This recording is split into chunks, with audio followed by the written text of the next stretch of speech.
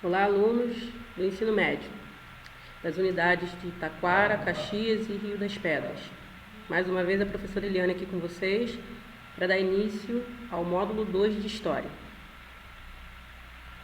Vamos seguir aí com os assuntos que vamos abordar neste módulo.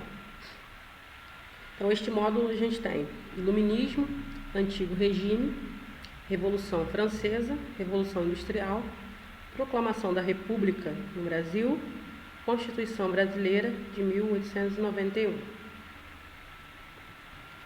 Então, são esses temas que a gente vai falar, mas no final eu dou a dica para vocês fazerem aí o mapa mental para fixar o aprendizado, que é uma forma da gente gravar a matéria, o conteúdo, fica mais fácil até na hora da avaliação. Vamos lá, vamos começar pelo Iluminismo. Aí eu coloquei o mapa mental. Não se preocupem nas letras menores, tá? Eu coloquei alguns mapas propositais no sentido de querer buscar só os temas, tá? Os temas maiores, com as letras maiores, ou subtemas, digamos assim, né? Porque o tema central é o iluminismo. Embora a palavra iluminismo não esteja no meio, né? Como eu ensinei no primeiro módulo, como que a gente monta um mapa mental, sempre com a ideia central, né? Ideia central no meio, até meio redundante falando, né? Já que a central ela está no meio. Aí não está a palavra, mas tem uma lâmpada.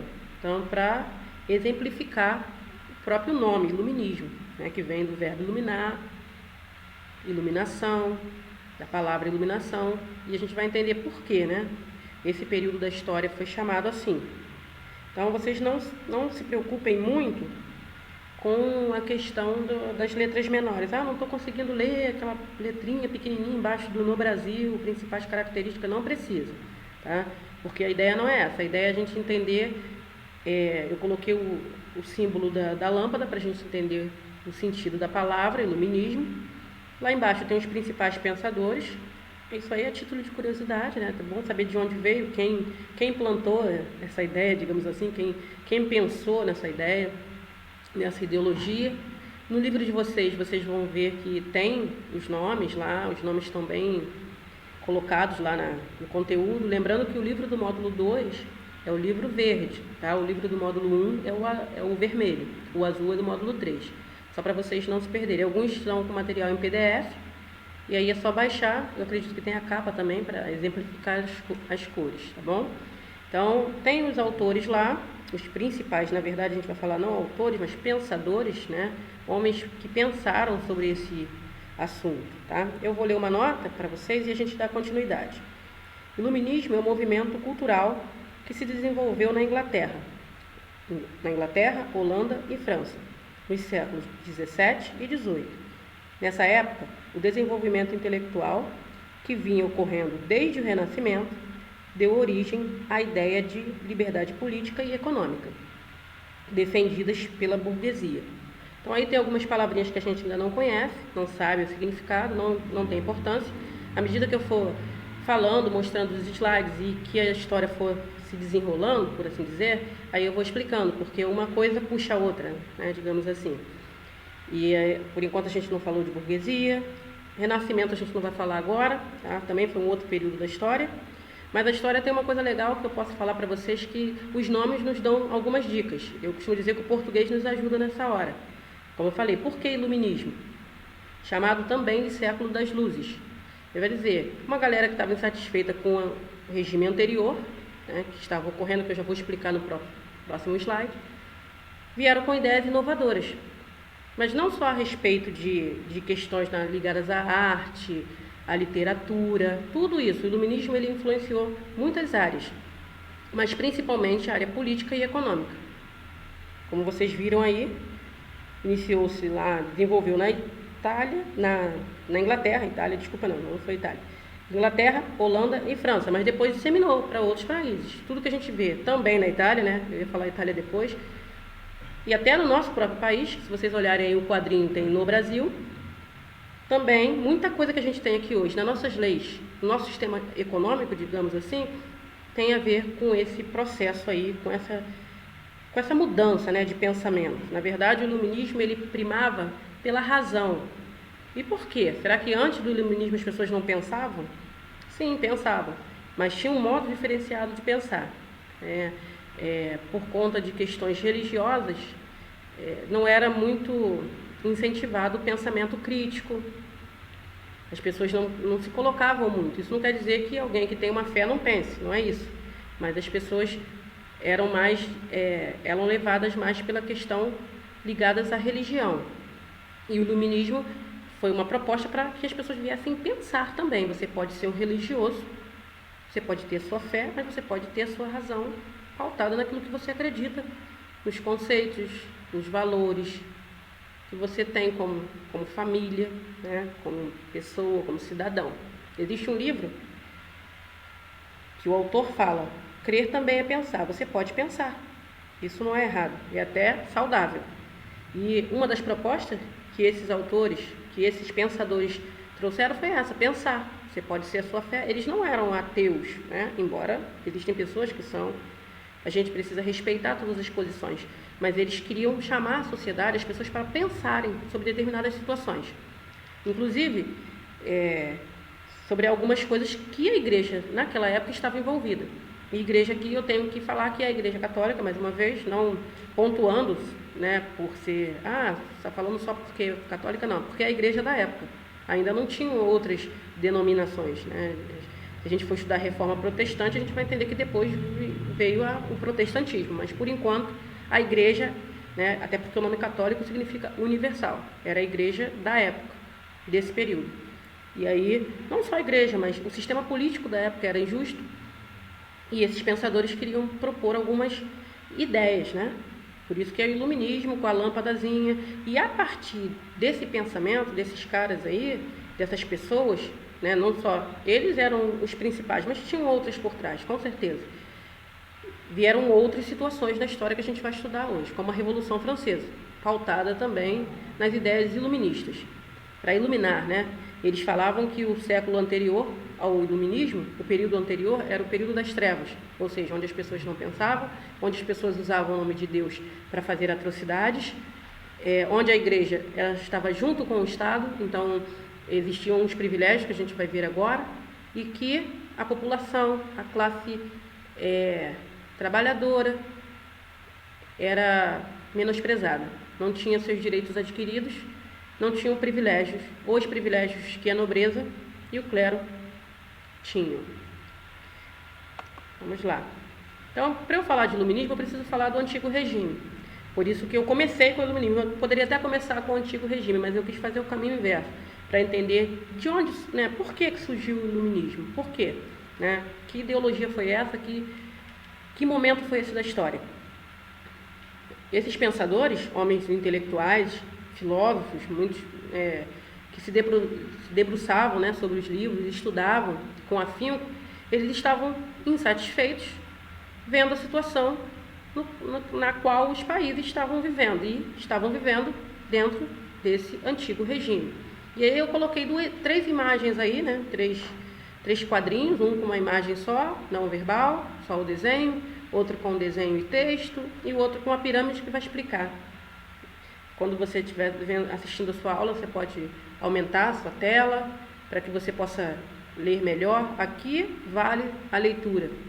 Vou voltar aqui só para mostrar que eu deixei de falar. É um resumo do iluminismo, mas se vocês forem a um site e colocar iluminismo, mapa mental, vocês vão ver diversos tipos. Vocês viram aí, ó, tem a lâmpadazinha no meio, com uma ideia central. Eu coloquei o nome em cima porque o nome não estava no meio, né? Principais pensadores embaixo, principais características, iluminismo, como foi no Brasil e as consequências desse momento na história, na nossa história, né? História mundial e nossa história brasileira, que está no contexto mundial também, né? Estamos inseridos nesse contexto. Então, quando vocês forem pesquisar, essa é uma dica, o mapa mental também ajuda. Vocês podem começar pelo resumo, o que foi o iluminismo? Depois, quais são as principais características desse período? Isso aí é bem legal. Quais foram os pensadores? Aí estão aí. Como que ocorreu isso no Brasil? Qual foi a influência desse período no Brasil? Porque aí a gente vem para o nosso contexto, para entender a nossa história. E aí quais foram as consequências? O que ficou de legado do iluminismo para a gente, pensando como brasileiros, né? Vamos pensar assim, para nós brasileiros. E aí dá para vocês, nesses títulos maiores ou subtítulos, vocês conseguem fazer um plano de estudo. Não precisa olhar as letrinhas menores, até porque ali foi só uma ideia, tá? Coloquei como uma ideia, tá bom? Não fiquem preocupados quanto às letras menores. Até porque no livro de vocês tem tudo detalhado e vocês podem fazer as pesquisas antes de fazer a avaliação. Muita coisa aqui é a título de conhecimento.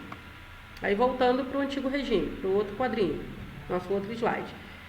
Na nossa primeira imagem, eu fiz questão de colocar, eu não tenho certeza, mas eu acho que essa imagem aparece no livro de vocês, mas é uma imagem emblemática para falar do antigo regime. Quase que todas as provas, as avaliações, pesquisas, tem essa imagem aí, de um homem, né, agachado praticamente, sem conseguir levantar, com outros dois por cima dele e fazendo peso, digamos assim. Essa é a ideia do peso.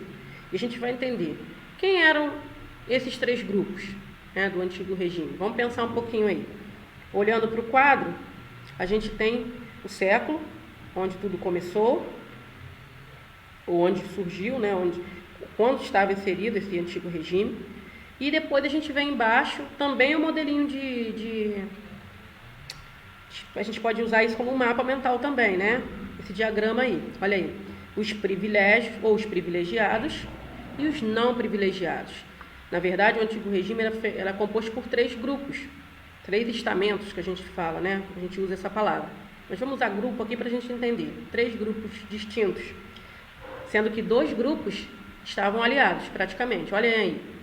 Quando a gente olha o diagrama do segundo quadrinho, a gente vê os privilegiados de um lado e os não privilegiados de outro.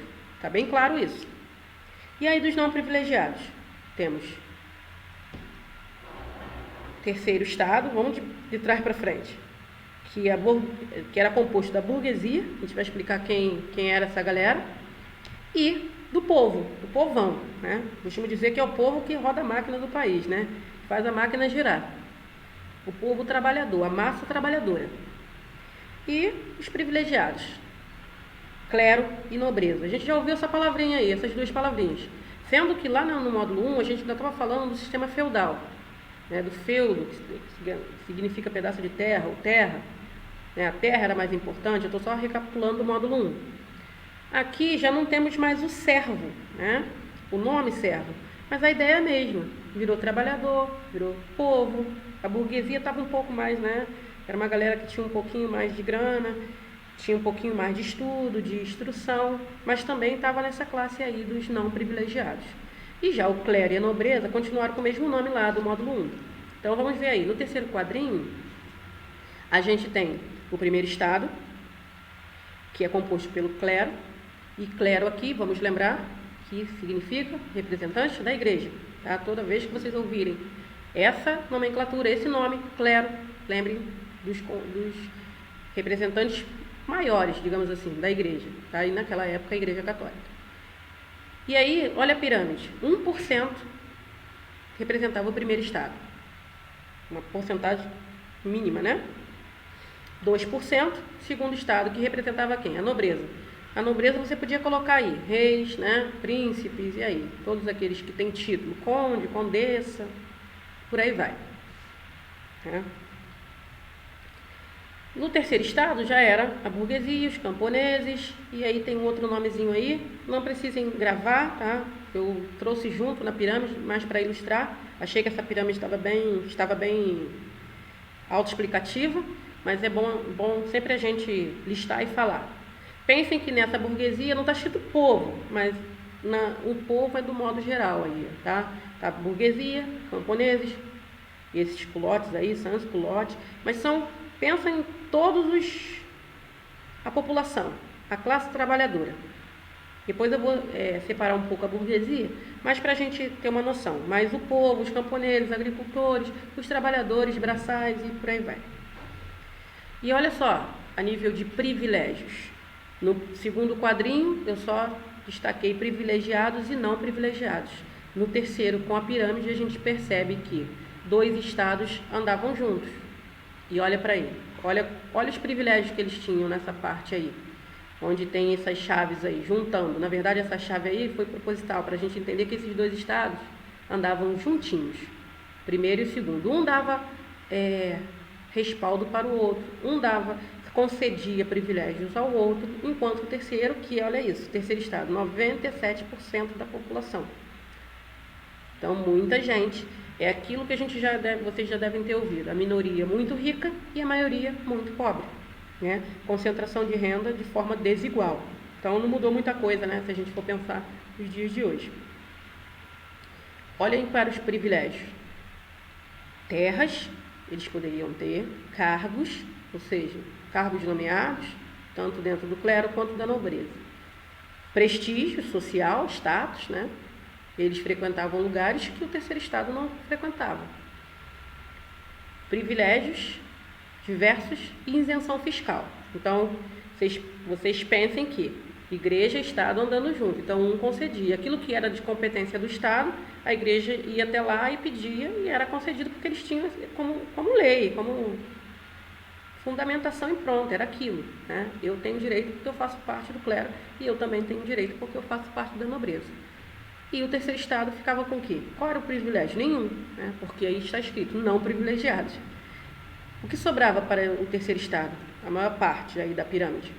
As obrigações, ou seja, o trabalho braçal, tudo que era para explorar, e os impostos que eles ainda tinham que pagar. Ou seja, como que a nobreza e o clero iam continuar sendo sustentados nos seus privilégios, nas suas riquezas, nos seus luxos? Tinha que ter alguém pagando, né?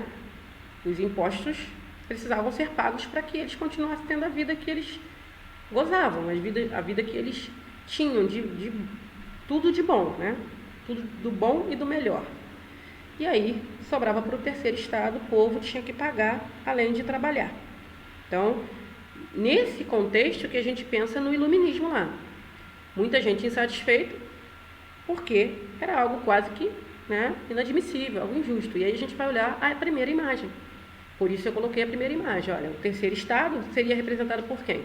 Pelo homem que está quase que agachado, não consegue levantar. E como que ele anda? Trabalhando, pagando imposto. Para quê? Para que os outros, do primeiro e do segundo estado, pudessem andar ali com toda a pompa lá, colocando todo o peso para cima dele. Então, se a gente fosse analisar, quem é o primeiro estado e o segundo? Então, lá em cima do homem, né, um representado pela igreja e outro pelo monarca ali. E aí o monarca, você pode dizer que é o terceiro todo cheio de pompa, o do clero lá, da nobreza, da igreja, na verdade, é o primeiro, e o terceiro é o povo trabalhador. Tá? Então, a carga toda sobre o povo e os privilégios para os dois grupos que juntos formam 3% só da população. Pensando no iluminismo aí, vamos pensar nessa questão do que eu falei sobre as pessoas insatisfeitas, né? Sempre quando tem algo que a gente tem insatisfação, a gente quer reclamar, né? Vamos pensar assim. Ou a gente fica ali naquela situação, naquele relacionamento, naquela condição sem reclamar e fica chateado também.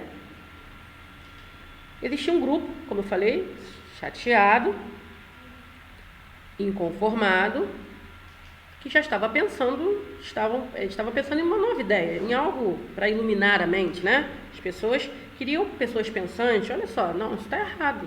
Como que alguém vai subjugar o outro? É como a ideia de escravidão, né? Que a gente pensa assim, poxa, como pode ter havido escravidão no Brasil, né? Como a gente pensa no racismo que ainda existe. Não tem como. E aí, muitas pessoas ficam indignadas, outras não fazem nada, outras lutam por alguma causa. Então, vamos falar de revolução agora. Quando a gente pensa em revolução, a gente pensa também em guerra, pensa em morte, pensa em destruição também, mas pensa no outro lado, o lado bom, né?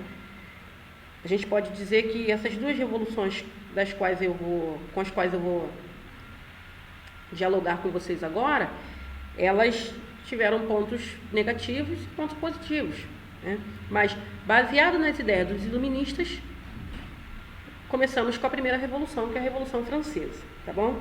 A Revolução Francesa, eu coloquei no quadrinho aí, vermelho, azul e vermelho, eu quis exemplificar fases, características e objetivos.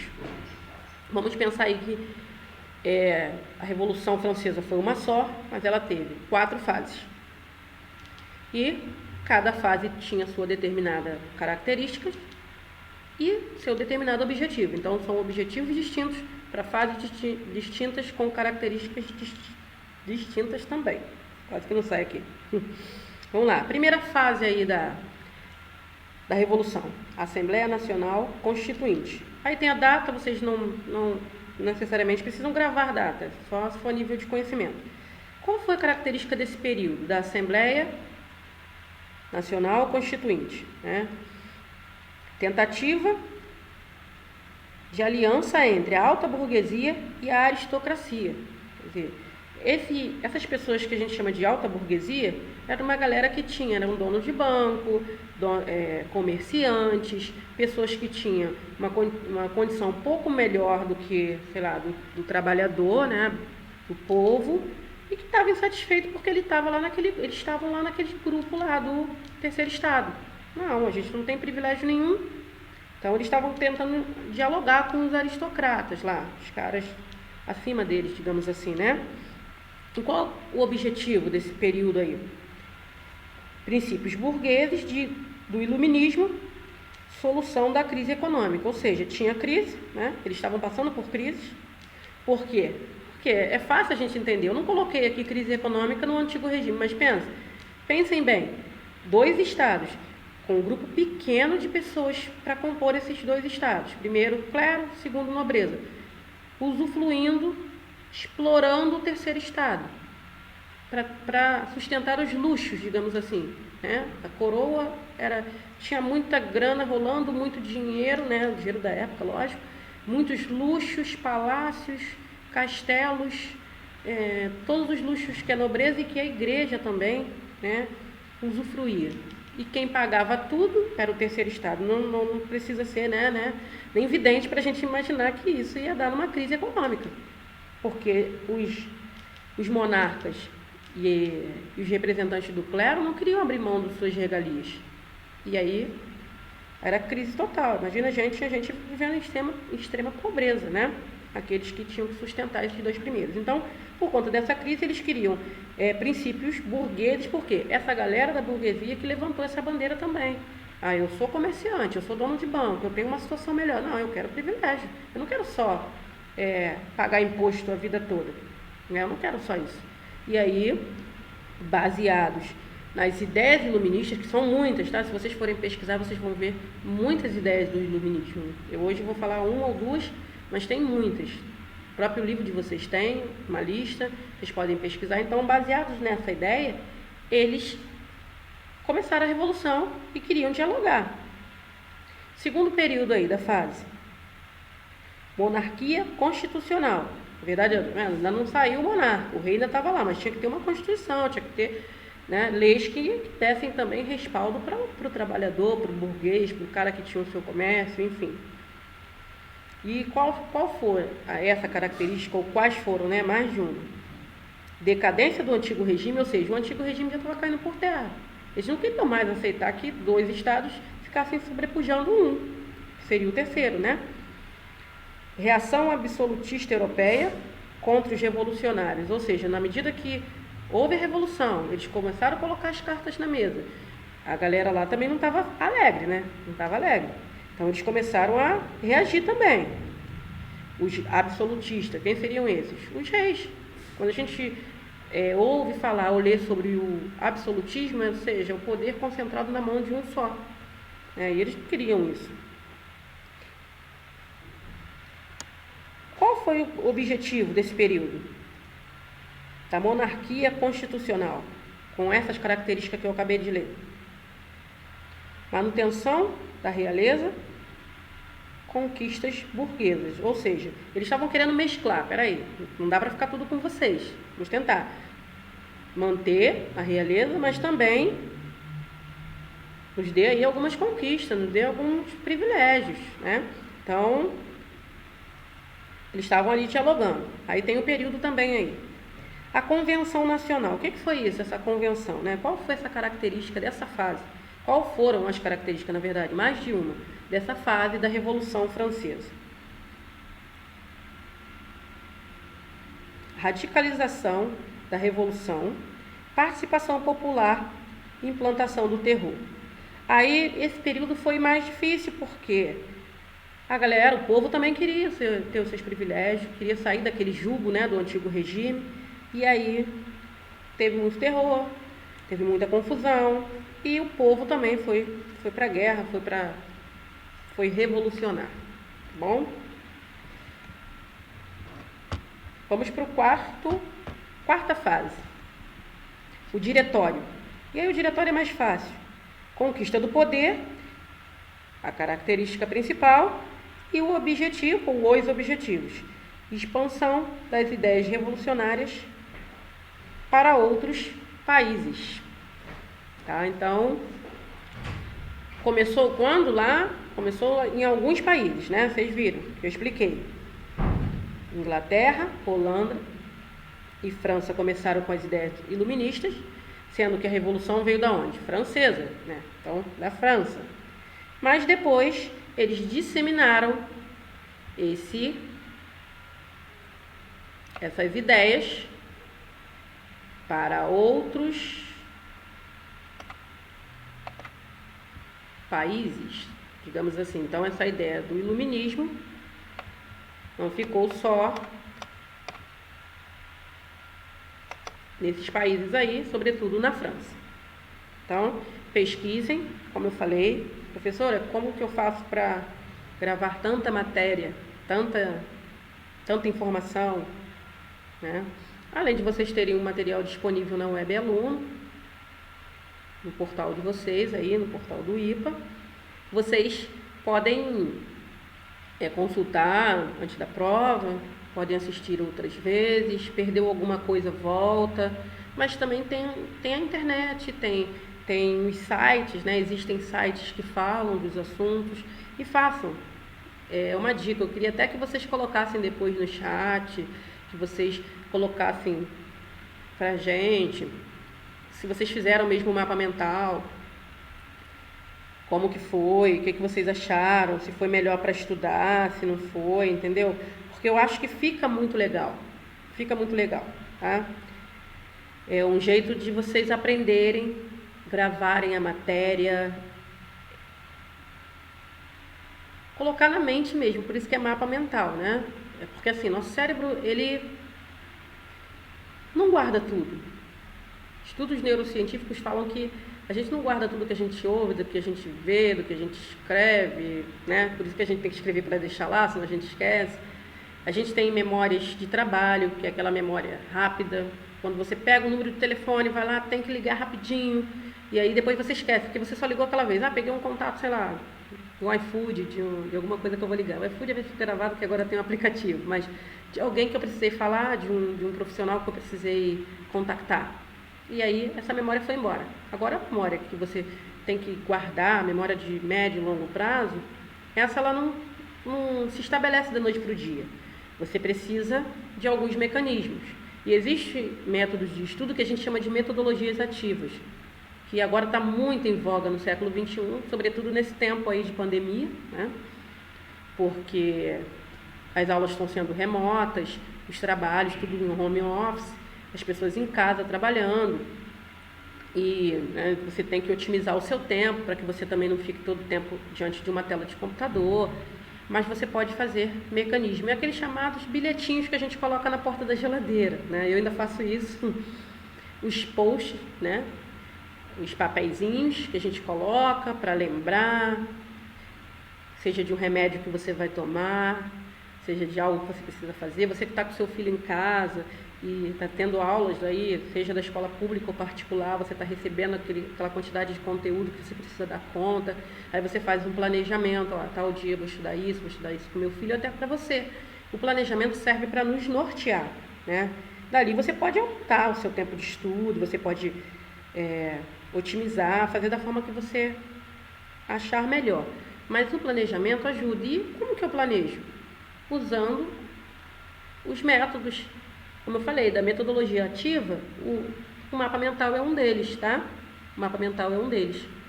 Porque aí serve como base para eu anotar os conteúdos. Tem gente que nem gosta de escrever, faz o desenho. A Revolução Francesa, vou lembrar. Aí pega o desenho lá, coloca, bota um tema, bota uma cor e aí fica legal. E aí toda vez que você lembrar desse conteúdo, você vai lembrar você vai olhar para o mapa, vai falar assim, poxa, agora eu já fixei. E memória se constrói assim. Uma vez consolidado aquele conteúdo na memória, você não esquece mais. Fica ali. Pode ficar guardadinho. Quando você precisar, você vai retomar e você vai vir à sua mente. Não, eu estudei isso aqui, não, a professora falou isso aqui. E você mesmo, com sua capacidade de estudar, de se organizar, você vai fazendo. E, como eu falei, cada um faz do seu jeito, né? Tem gente que treina, faz ele escrito, faz o desenho, quem é mais ligado à área de desenho, ou puxa as setinhas, os balãozinhos, ou tem gente que faz direto aí no computador e deixa pronto, ou procura um modelo e só insere os temas em cima. Fica a critério de cada um, tá bom? Então, falamos um pouco da Revolução Francesa e agora a gente vai falar de outra revolução. O mundo fervilhava, né? Se vocês olharem aí, século XVII para século XVIII, já vem outra revolução aí, que é a Revolução Industrial.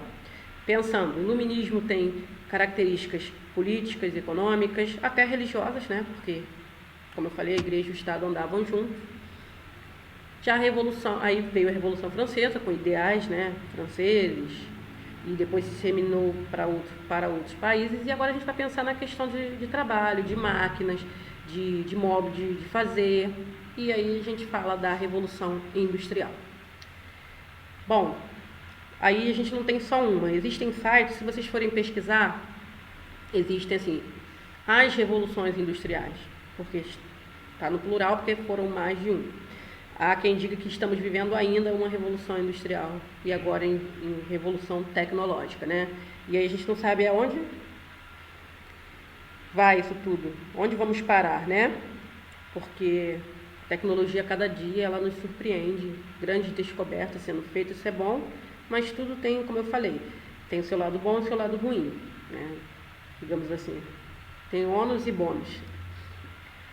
Tem um quadrinho aí que eu coloquei no slide, que aí vocês podem olhar, não precisam ficar presos a datas, mas só para vocês terem uma noção de onde começou, de onde partiu e como que isso se consolidou. Então, a primeira revolução, século XVIII, de onde partiu? Inglaterra. E aí, que revolução foi essa? Vieram as indústrias têxteis, né? Combustível era a base de carvão e a máquina que veio foi a vapor. Se a gente lembrar dos filmes que tem aquela Maria Fumaça, né, aquele trenzinho a vapor, antes a gente ainda não tinha essa questão da eletricidade, nem do petróleo ainda.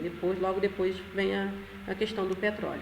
A segunda revolução aí, século XIX, aí temos um grupo maior de países aí, Inglaterra, França, Alemanha, Itália, Bulgária, Estados Unidos, Japão, e aí já tem a questão de siderúrgica, o petróleo, aí tem duas questões aí, o Fordismo e um outro, que esse a gente não vai entrar tanto, mas só para vocês entenderem onde entrou o petróleo, onde entrou a siderúrgica, tá?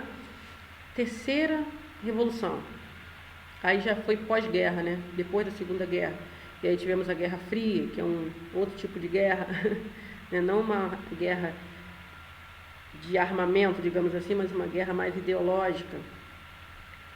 E aí tivemos outro tipo, né, de tecnologia, e a quarta, que estava muito próximo de nós aí, a data foi de 2003, mas estamos sofrendo até hoje a revolução tecnológica, maior até, tá? E aí tem Estados Unidos virando potência, né, tomando a frente, e outros países aí se estabelecendo, uns perdendo o seu posto, outros ganhando. E aí ocorreu esse período. Pensando na Revolução Industrial, eu queria falar que houve muita falta de emprego, né? Pensem vocês no homem do campo, de repente ele se vê sendo substituído por uma máquina ou tendo que operar uma máquina da qual ele não sabia mexer.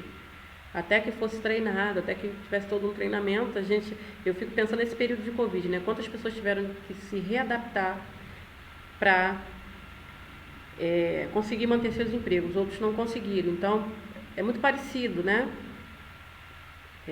Nesses períodos da história que a gente estudou, eu não falei de doença, mas tiveram muitas pandemias também, muitas pestes. E agora não está sendo diferente. Nesse período, os camponeses, os trabalhadores rurais perderam muito, né, para as máquinas, tiveram que se readaptarem, tiveram que sair do campo e ir para a cidade, do ambiente rural para o ambiente urbano.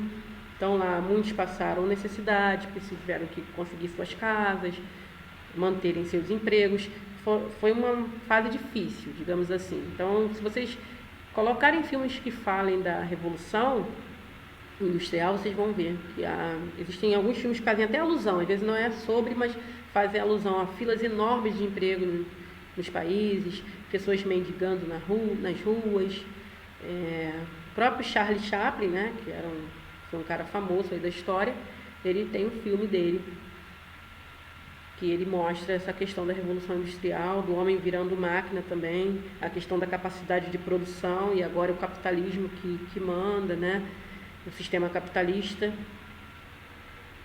E vai mostrar um pouco para vocês, se vocês tiverem curiosidade de assistir, procurem livros, filmes que falem sobre esse tema, tá bom? Vamos passar aqui.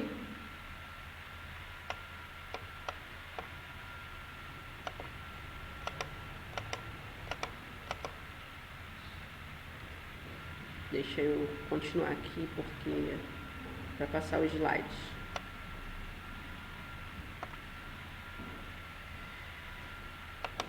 Aí viemos para cá. Pulei um slide aqui. Vamos para a Proclamação da República, tá? Um período que aconteceu no Brasil.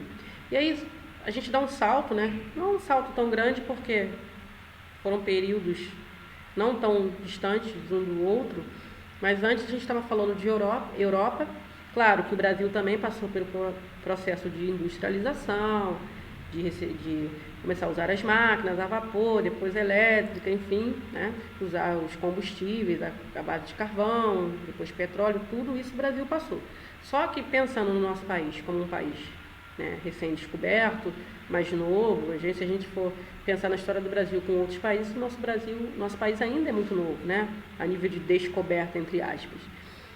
Aqui a gente estava um pouco mais atrás, no sentido de que foi o último país a abolir a escravidão, a gente ainda tinha monarquia, enquanto outros países estavam mudando o seu sistema, né, para república, enfim, ou outro tipo de sistema governamental. E aqui ainda estava indo a passo, digamos, de tartaruga. Aí tem um quadrinho que eu coloquei, seria bom vocês lerem, né? Que vai falar sobre a crise do Império, ou seja, o tempo da monarquia. Sempre, entendam isso, na história é sempre assim, quando um momento está em crise, vem outro, lógico, né? E normalmente esse outro vem justamente para colocar aquele outro em crise para dizer que aquele não servia. Então, a crise do Império e a proclamação da República foram mais ou menos, né, um tempo aí de transformações ocorridas no Brasil, com o fim do tráfico negreiro, ou seja, os negros trazidos em navios da África para serem escravizados aqui. Migração, pessoas vindo de outros países, industrialização e por aí vai, né? Tem muita coisa. E aí, os ideais da República, o que eles queriam acabar com a monarquia e estabelecer o sistema de república. Tudo isso estava influenciando o Brasil, né? Todo esse contexto. Só que o Brasil foi o último a ir por esse caminho, porque na América, pelo menos, foi o que ainda estava com o sistema de monarquia. Então, tudo aqui foi mais devagar. Às vezes a gente fala por quê? Não sei se é por conta da nossa colonização, de tudo que ocorreu, e por conta da idade mesmo do país, né?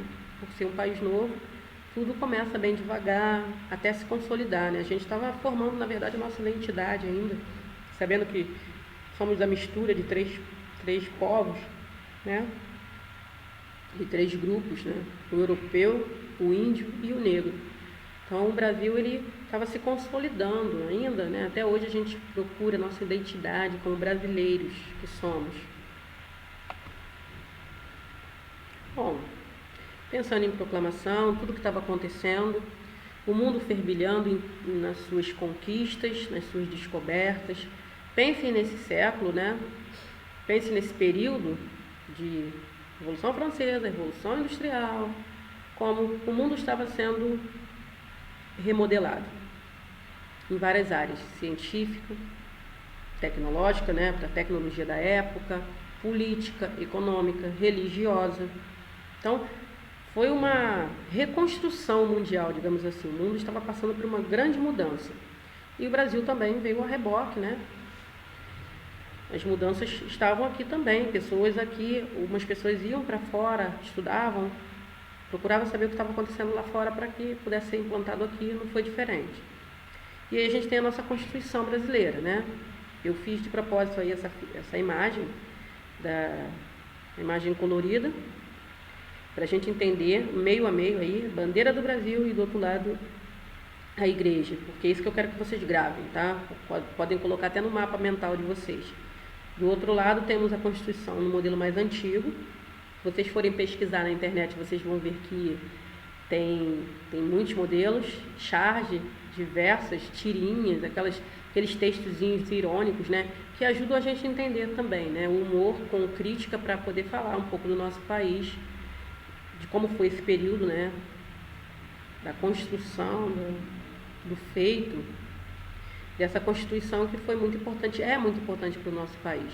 A galera da área de direito, galera que estuda as leis do nosso país, elas se pautam também, né? Existem muitas profissões que usam a Constituição. Acho que todo brasileiro deveria, né, saber pelo menos um pouco sobre a Constituição brasileira.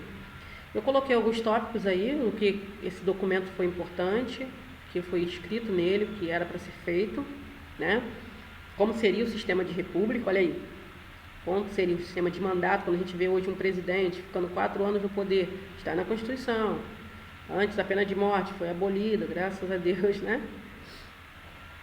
A questão da eleição, incluindo as pessoas, na época, né? Antes não tinha os analfabetos, mendigos, militares, mulheres, tudo isso foram conquistas que a humanidade foi adquirindo com o tempo, né? O brasileiro também. E aí o principal para exemplificar o quadrinho do lado. Separou o Estado da Igreja. Voltando para aquele quadrinho, deixa eu voltar aqui. Olha lá. Por isso que é bom falar de Constituição e falar do antigo regime, né? Por quê? Primeiro Estado, clero, segundo Estado, nobreza, andavam juntos. Olha lá, a chavezinha, né? Aquela chave que é um símbolo matemático aí para juntar. Na verdade, para ver que eles tinham os mesmos privilégios, os mesmos direitos, digamos assim, direitos entre aspas, né? Que eles mesmos se autodenominavam que tinham esses direitos, achavam que tinham esses direitos. E aí andavam junto, ó. O primeiro Estado, que era representado pela Igreja, que era o clero, e o segundo Estado, a nobreza, andavam junto. Aí o que a Constituição fez, né? Os pensantes da época, os que escreveram a Constituição, separou o Estado da Igreja. Por isso a imagem lá, meio a meio. Brasil, né? Como se representando o Estado, com a bandeira, e as imagenzinhas lá de 3 igrejas. Lembrando aqui que a Igreja Católica, tá? Porque é a igreja da época, não é preconceito, não é perseguição, mas era a igreja que tinha na época e era essa igreja que representava o clero e que tinha os privilégios e concedia os privilégios ao Estado. Então, a Constituição, pelo menos no que diz respeito ao que está escrito, a Constituição colocou isso em pauta, separar o Estado da Igreja. Isso foi uma das coisas principais, tá? Pensando também nos iluministas lá, voltando à ideia iluminista, eles também deram a ideia de se criarem os 3 poderes que a gente conhece hoje. Por isso que eu falei, ideias iluministas que até hoje a gente usa, né? Até hoje as ideias que a gente tem, muitas vezes no Congresso, no Senado, na vida política do Brasil, vêm também das pautas iluministas, né? Das ideias dos iluministas. E aí separar os 3 estados, ou seja, poder legislativo, poder executivo e poder judiciário. Igualdade de direitos, né? Todos têm direito, a população deveria participar mais, tudo isso está lá nas pautas iluministas. Vocês vão ver no livro, tá? Eu não entrei muito em detalhe, mas o livro dá uma base para vocês podem pesquisar também, né? Antes de fazerem a avaliação, tá bom? E aí, pensando nessa questão das divisões, porque antes era absoluto, o poder concentrado na mão de um. ele decidia. Por exemplo, o monarca poderia decidir sobre a questão militar, sobre a questão de guerra. E aí embolavam os espaços, né, as funções. Então, uma das ideias dos iluministas foi dividir em 3 poderes, cada um no seu quadrado, cada um seguindo, né, as suas diretrizes. Claro que isso, escrito é muito bonito, né, a teoria é muito bonita, prática talvez a gente não consegue ver, infelizmente, mas que a gente tem uma lei fundamentada. Então, é a mesma coisa, a igreja tem o seu papel, né, uma função, é importante, e o Estado também tem o seu papel. Um não desqualifica o outro, mas o que a Constituição queria explicar, né, quer explicar, é o seguinte, que eu não posso usar dos meus poderes de clero, eu enquanto clero ou enquanto nobreza, em detrimento ou para sobrepujar, para passar por cima, para explorar o terceiro Estado, né? Estou pensando no antigo regime ainda. O povo, a classe trabalhadora. Então, essa é a ideia do documento. Separar cada um na sua esfera, cada um agindo da forma como deve agir dentro dos seus limites e respeitando, né? O iluminismo foi algo que foi pautado no respeito. Claro que muita gente pegou as ideias iluministas e depois disseminou, né? Jogou por aí, fez do seu jeito. É sempre assim, às vezes você tem um documento na mão e você não faz como deveria fazer, né? Mas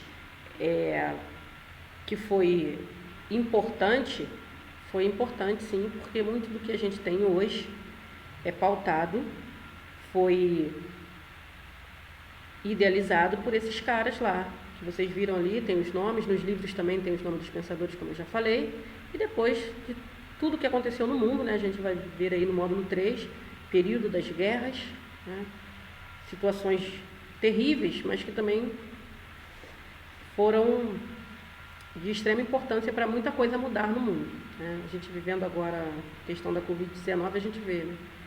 A gente lamenta pelos números de mortos, a gente lamenta pelas situações, mas muita coisa está mudando e a gente precisa estar percebendo, a gente vai deixar esse legado aí para as próximas gerações.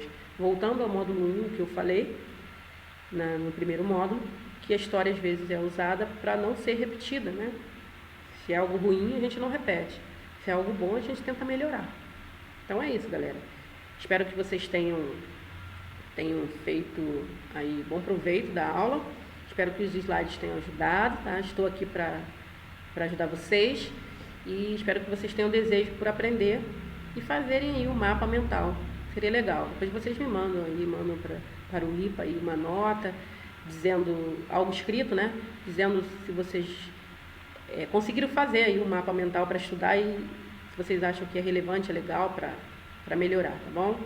Espero que as 3 unidades estejam todos bem, a família de vocês estejam bem e vamos que vamos aí para o próximo módulo, para o módulo 3. Tchau, tchau, galera!